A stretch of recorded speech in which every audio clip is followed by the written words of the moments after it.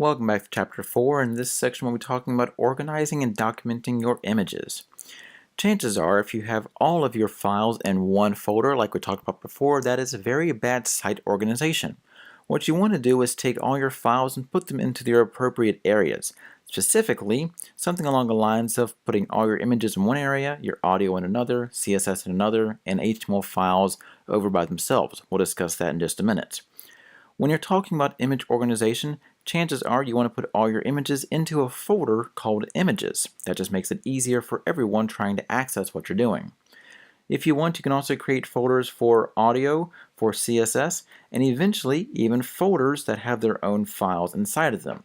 What this means is that you'll be able to easily access the images, the audio, the CSS, or any other pages in those folders instead of having to worry about different naming aspects, locations of them, or whether or not something has a different name or not. In this case, it makes it easier to find your images inside the Images folder. A good practice is to just have all the images inside of an Images folder called, well, Images.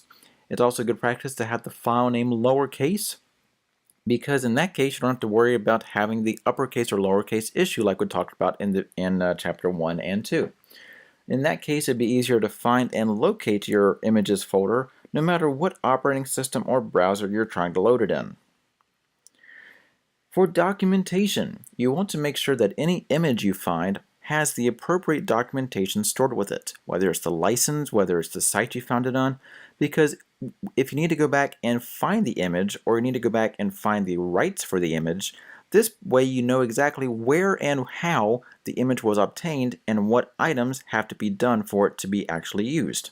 In this case, this example has the CC0 or Creative Commons 0 license, which means that it's free for commercial use, and the author has asked the link referral is required, which means that if you are to use this image, they request that you send a link to this page or at least to their website so they get credit for this image. What you should do is keep a thumbnail of the image, where the image itself was obtained from, the license, and the rights for this image itself, and take all of those items and put them inside of some kind of document. I prefer a Word document just to make things a little easier.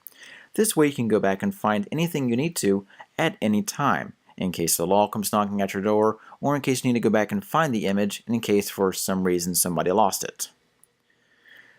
Okay, this section was a little short, I know, because in the next section we're talking about how to actually insert images into your web pages. So if you have any questions about legality, organizing, or image formats, please send me an email or hit me up on Twitter, and I look forward to your questions.